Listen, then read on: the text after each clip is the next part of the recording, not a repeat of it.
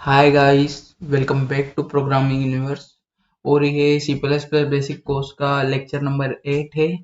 और इसमें हम पढ़ने वाले कि लूप स्टेटमेंट्स क्या होते हैं। So let's start with what are loop statements. A loop statement is sequence of statement executed repeatedly until the given condition is satisfied। तो लूप स्टेटमेंट एक सीक्वेंस है स्टेटमेंट्स की जो कि कंडीशन के ट्रू होने तक रिपीटेडली एग्जीक्यूट होते रहते हैं कंपाइलर में। इसका मतलब ये है कि जब तक कंडीशन ट्रू रहेगी तब तक लूप के अंदर के सारे statement repeatedly sequence wise execute होंगे। So the next question is when we can use loop statement. We can use loop statement in C++ when we want to repeat the execution of a specific block of code। तो जब हम किसी particular block of code को repeatedly execute करना चाहते हैं तो हम लूप स्टेटमेंट्स का यूज करते हैं। तो अब बात करें लूप्स के टाइप्स की, तो they are of 3 types: for loop, while loop and do while loop. तो बात करें फॉर लूप की, फॉर लूप क्या होते हैं। For loop can be used in C plus plus programming to repeat a specific execution for specific number of time. तो for loop क्या काम करता है, तो फॉर लूप स्पेसिफिक स्टेटमेंट्स को नंबर ऑफ टाइम्स एग्जीक्यूट करता है कंपाइलर में। These help us to avoid writing multiple lines of code and brings everything into a single line। हम for loop का इनिशियलाइजेशन, for loop की condition और incrementation और डिक्रीमेंटेशन एक ही लाइन के अंदर दे सकते हैं।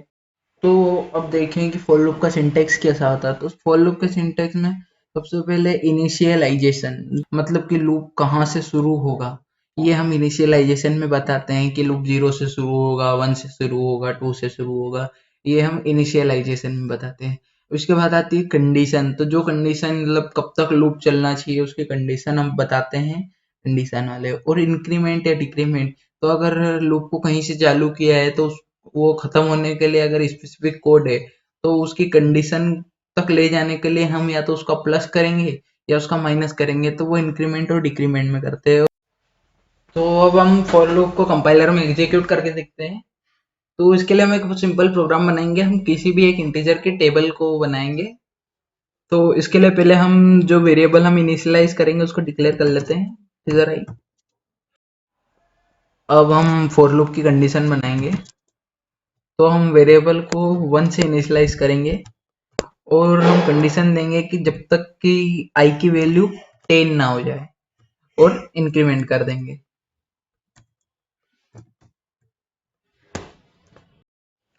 तो अब हम एक वेरिएबल डिक्लेयर कर लेते हैं टी, जिसमें हम हमारे एक्सप्रेशन की वैल्यू को हर बार असाइन करेंगे। तो अब हम एक्सप्रेशन बनाते हैं। तो टी इक्वल टू, हम 5 की टेबल बना के देखते हैं, 5 इंटू आई। तो इसमें क्या होगा कि जब सबसे पहले कंपाइलर आई इक्वल टू 1 पे इंटर होगा तो लूप की बॉडी में आई की वैल्यू 1 रहेगी, तो टी की वैल्यू हो जाएगी 5 इक्वल टू 1, 5। तो अब हम इसको एक प्रॉपर वे में डिस्प्ले करके देखते हैं।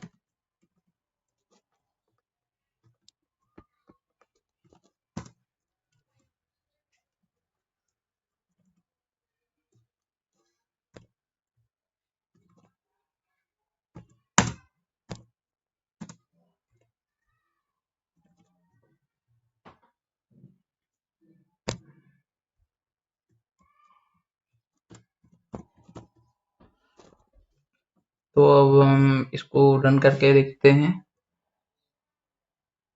तो ये देखो 5 की टेबल पूरी करेक्टली प्रिंट हुई है, डिस्प्ले भी पूरी सिस्टमेटिक वे में हुई है।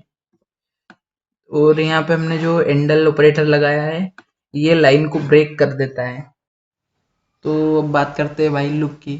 While loop can be used when you want to a statement to execute continuously till the condition specified is true.